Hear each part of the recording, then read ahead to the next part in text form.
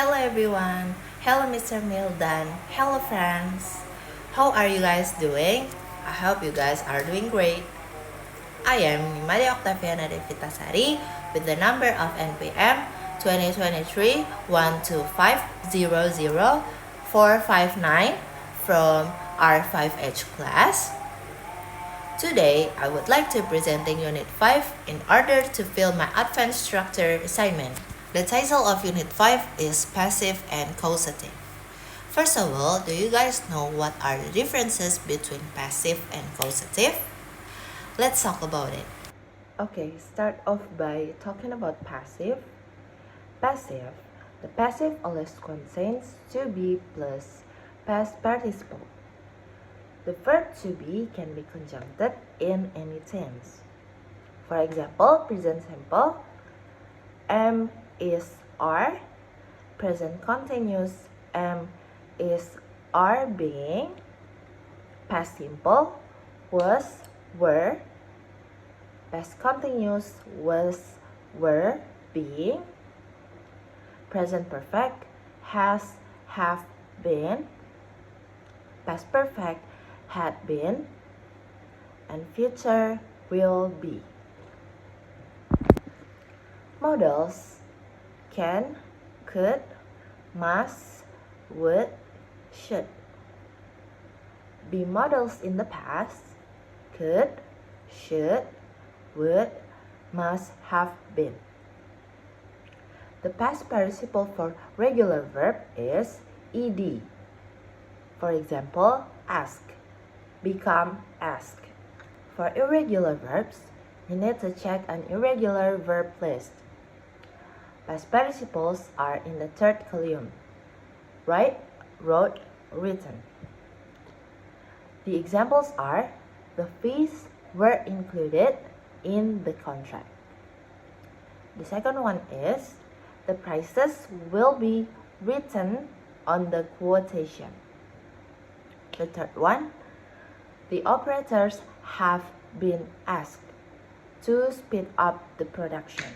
In the above example, we don't know who included the fees, who will write the quotation, nor who have asked the operator. This information is not considered necessary or important. However, it can be included if necessary by adding the by after the past participle. One of the most famous social network companies was founded by a college dropout. That is one of the examples for the sentence. Next, we're gonna talk about usage. The passive is used more commonly in writing, especially in reports, textbooks, in industry, science, and technology. To describe processes and for official rules. We use the passive in these cases because we don't always know who the agent is. Compared to the active and the passive in the following example, active. People have used this application for a long time. You freeze-dry the reagent in the files. Someone has to count the points at the end. Passive. This application has been used for a long time. Reagents are freeze-dried in the files. The points have to be counted at the end. We sometimes use get instead of be. They got lost on their way to the construction site. Do you often get asked a question about your unusual professional background? Don't confuse the past participle, ed or irregular form, with present participle ing. I am interested in this article. This is an interesting article. A present participle can be used to describe the feeling that noun causes. The article interests me. The past participle tells us how the subject feels. We can substitute the verb feel for the verb be. For the example, I was bored during the movie. I felt bored. The movie was really boring. The movie caused me to be bored. Other verb pairs that can be confusing. The first one is Jane told us an amusing or shocking or surprising story. The second one is we were amused by or shocked by or at or surprised at her story. Next slide, we're gonna talk about causative verbs. Causative verbs are used to show that a person causes, makes or enables another person to do something or make something happen. The structure of these types of sentence can be confusing as the verb after the causative verbs may be in either the infinitive without to, the to infinitive, or the past participle depending on the causative verb used. Have, to ask, get to convince or trick, let, allow or permit, make, force, help, aid someone in doing something. Next one, we're gonna move to have. Have someone do something indicates that a person used his or her authority to obtain the result. The sentence examples are: the production manager had the technicians modify the electrical outlets. The second one, I'll have my assistant call you to reschedule the appointment. The third one, the businessman had his secretary make copies of the report. The fourth one, I'm going to have my hair cut tomorrow. The fifth one, we're having our house painted this weekend. The sixth one, Bob had his teeth whitened. His smile looks great. The seventh one, my washing machine is broken. I need to have it repaired. And the next, we have get. Get, someone to do something indicates that person persuaded someone else to do something. The human resources manager got the employees to sign a worksite safety agreement. How can we get all the employees to arrive on time? My husband hates housework. I can never get him to wash the dishes. I was nervous about eating sushi, but my brother got me to try it at a Japanese restaurant. The nonprofit got a professional photographer to take photos at the event for free. So those are the example of the get sentences. When we use the past participle, we don't say who carried out the action. For the example, we've had the new protocol checked and certified. They got the machine operator to look for the cause of defect. Let, do something means to give someone permission and is similar to allow. Their employer lets them leave early on Fridays in the summer. I don't let my kids watch violent movies.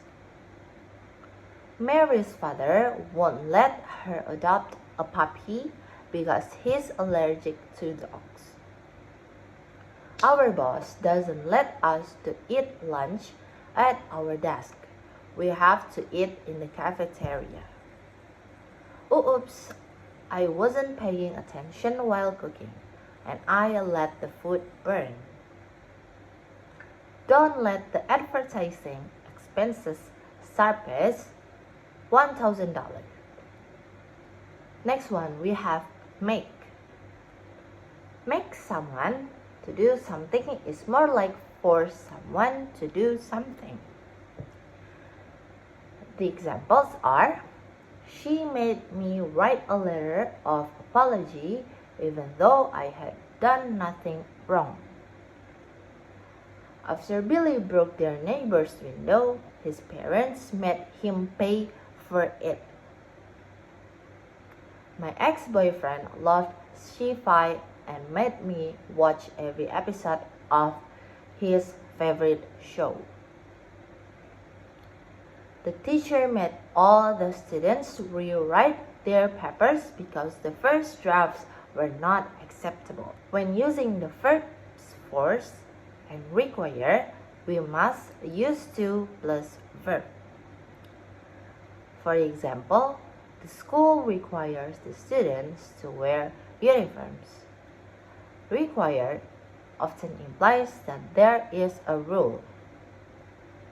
The hijacker forced the pilots to take the plane in a different direction. Force often implies violence, threats, or extremely strong pressure. Help. Aid someone in doing something. Structure. Help plus person plus base form of the verb. Help plus person plus to plus verb. It is unnecessary, but to can be used after the verb help. It is more common not to use to after help. For the example, they help her clean her house. They help her to clean her house. Sally helps me do my homework every night. Sally helps me to do my homework every night. Next, we move to the exercises. We have 2 exercises that we are going to talk about. So, for the first exercise is to read the story and write the missing words. Use 1 word only in each space. During periods of terrorist activity by the IRA, people in Britain are always being warned to look out for bombs. Any bag or parcel without an owner is seen as a risk to the public. Some time ago, a cardboard box was found at the entrance of Bristol Zoo one day. It was noticed that it might have killed, so army bomb expert was called in and the box was safely blown up in a controlled explosion. Soon afterwards, it was reported that the box had been left there by a boy wanting to find a new home for his pet rat. He was tired of the rat, he explained, but he was unwilling to have it put to sleep by a vet. So he left it in a box outside the zoo. The director of the zoo is thought to be unenthusiastic about looking after people's unwanted pets. No one knows what the rat thought about being blown up. Let's move to the exercise 2. Exercise 2, causative verbs. Use the correct forms of the verb in parentheses. Number 1. The teacher made Juan leave the room. Number 2. Toshiko had her car repaired by a mechanic. Number 3. Ellen got Marvin to type her paper. Number 4. I made Jane call her friend on the telephone. Number 5. we got our house painted next week. Number 6, Dr. Bayard is having the students write a composition.